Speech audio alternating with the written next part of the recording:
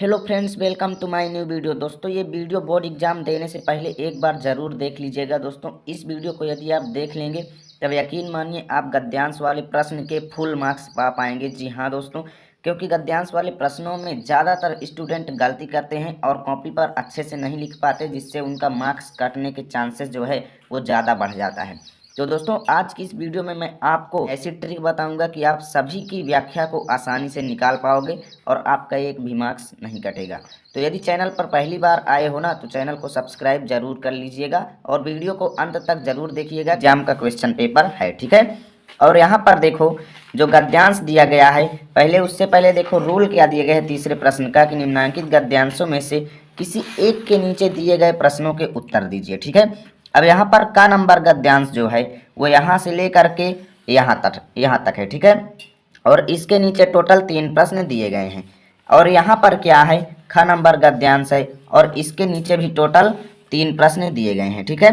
तो अब हमें क्या करना है, जो भी आता है आपको उसे सॉल्व करना है। तो जैसे देखिए मैं आपको पहला सॉल्व करके बताता हूँ। पहले देखिए तो हम कैसे प्रश्नोत्तर लिखेंगे। जैसे देखिए प्रश्नोत्तर संख्या, उसके बाद तीसरा डाल देंगे, उसके बाद जैसे हम का नंबर कर रहे हैं ना, तो का नंबर यहाँ पर लिख देंगे, ठीक है। यदि आप ख नंबर करेंगे तो कोष्ठक में ख नंबर लिख देंगे, ठीक है। इतना लिखने के बाद अब आपको क्या करना है, यहाँ पर देखिए जो क्वेश्चन पेपर दिया गया है इसमें सर्वप्रथम आपको मित्र का कर्तव्य से लेकर के यहाँ तक पूरा हमें गद्यांश दिया गया है, ठीक है। तो पहले इसको लिखना है। अब कैसे लिखना है, देखिए यहाँ पर सर्वप्रथम कैसे लिख देंगे आप, देखिए मैं बताता हूँ। मित्र का कर्तव्य, ठीक है, इतना इधर आपको लिख देना है। उसके बाद क्या करना है, देखिए जो इसमें लास्ट के शब्द हैं, जैसे यहाँ पर देखो तो लास्ट का शब्द है धोखा ना होगा, ठीक है। इसको इस साइड लिख देना है, अंतिम छोर पर एकदम कॉपी के, ठीक है, अंतिम छोर पर। जैसे देखिए मैं लिख देता हूँ,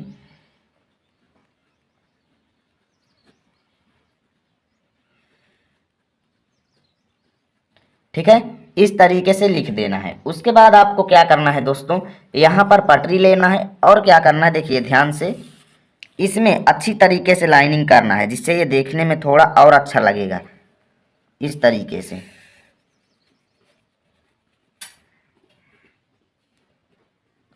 तो देखिए इसी तरीके से एग्जाम में भी आपको करना है, ठीक है। अब सिंपली क्या करना है आपको, क्वेश्चन पेपर में जो भी क्वेश्चन दिए गए हैं, जैसे यहाँ पर देखो तो दिया गया है उपर्युक्त गद्यांश का संदर्भ लिखिए। तो सर्वप्रथम आपको संदर्भ लिखना है।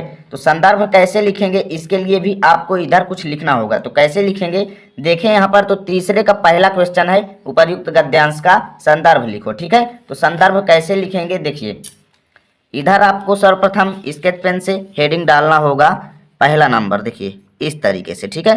पहला नंबर क्वेश्चन का आंसर दे रहे हैं तो इधर लिख देंगे संदर्भ, ठीक है, संदर्भ। इस तरीके से लिख के आपको क्या करना है, नीचे एक लाइन कर देना है, जिससे ये ज़्यादा अच्छा लगेगा दिखने में, ठीक है। इस तरीके से संदर्भ लिख देंगे। अब क्या करेंगे दोस्तों, संदर्भ हमें लिखना है। तो देखिए ये जो दिया गया है गद्यांश, ये हमें मित्रता चैप्टर का दिया गया है, ठीक है, मित्रता चैप्टर का, जो कि आचार्य रामचंद्र शुक्ल जी द्वारा लिखा गया है। तो इसका संदर्भ कैसे लिखेंगे, देखिए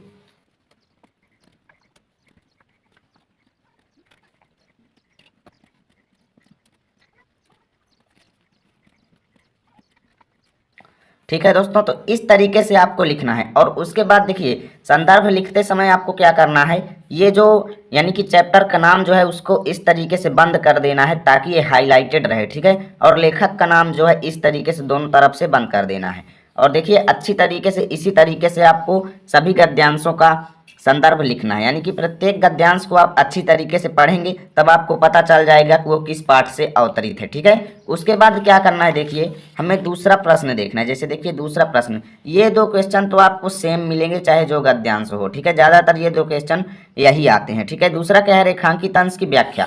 अब आपको क्या करना है, यहाँ पर दूसरी हेडिंग डालना है। दूसरी हेडिंग कैसे डालना है, देखिए इधर आप लिख देंगे और लिख देना है रेखांकित अंश की व्याख्या, ठीक है।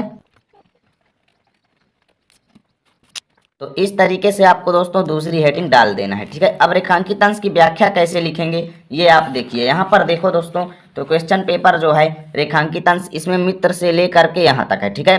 तो हम क्या करेंगे, रेखांकित अंश की व्याख्या खाली यहाँ से लेकर के यहाँ तक की व्याख्या लिखना है। अब कुछ स्टूडेंट क्या करेंगे, यहाँ से लेकर के यहाँ तक की पूरे लिख देंगे और एक ही क्वेश्चन में पूरा टाइम खत्म। तो आपको ऐसा बिल्कुल भी नहीं करना है। एग्जाम में जैसे यहाँ से यहाँ तक रेखांकित अंश है तो केवल रेखांकित अंश की व्याख्या यानी यहाँ से यहाँ तक की ही व्याख्या हमें लिखना है, बाकी हमें पूरे की व्याख्या नहीं लिखना है, ठीक है। तो देखो इसमें क्या दिया गया है कि मित्र का कर्तव्य इस प्रकार बताया गया है।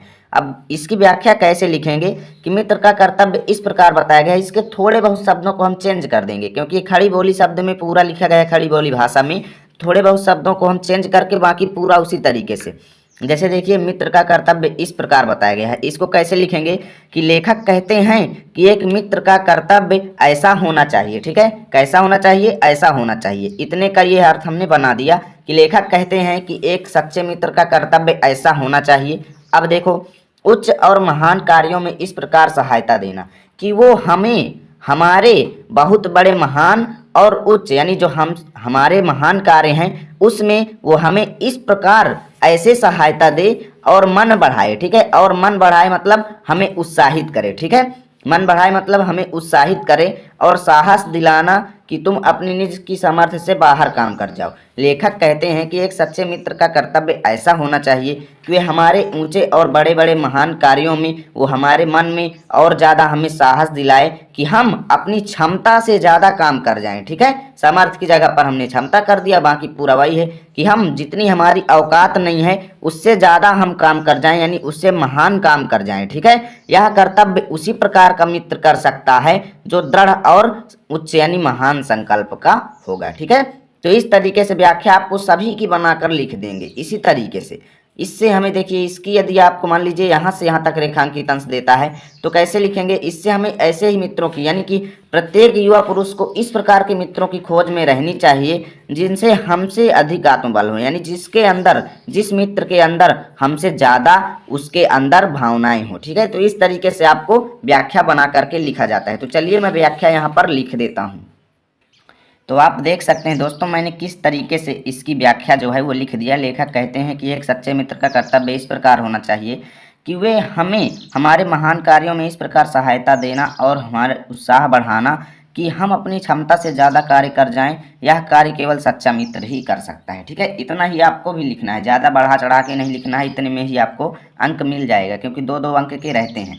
अब तीसरा क्वेश्चन क्या है, देखो यहाँ पर तीसरा क्वेश्चन है, अच्छे मित्र के गुणों का उल्लेख कीजिए, ठीक है। ये अच्छे मित्र के गुण जो होते हैं वो बहुत होते हैं। जैसे आप यहाँ पर यदि आप देखें तो यहाँ पर देखो, खुद गद्यांश में दिया गया है कि मित्र हो तो प्रतिष्ठित और शुद्ध हृदय के हों, मृदुल और पुरुषार्थी हों, श्रेष्ठ और सत्यनिष्ठ हों, ठीक है। तो इसी तरीके से आपको गुण लिख देना है। तो चलिए देखते हैं।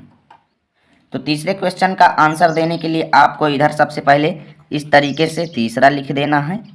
अब इसका आंसर लिखना है। तो देखिए, इसके आंसर कैसे लिखने हैं आपको मैं बता देता हूं कि सच्चा मित्र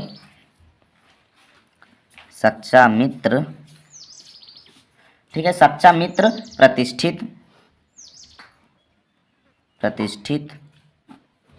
पुरुषार्थी आपको गद्यांश से ही ढूंढना है, ठीक है। तथा शुद्ध हृदय के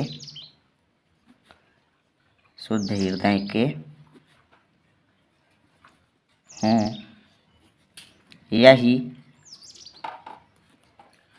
सच्चे मित्र के विशेष गुण होते हैं, ठीक है, विशेष गुण होते हैं। तो इस तरीके से दोस्तों यदि आप एग्जाम में लिखते हैं तब आप यकीन मानिए दोस्तों आपको पूरा मार्क्स मिलेगा, आपका एक भी मार्क्स नहीं कटेगा।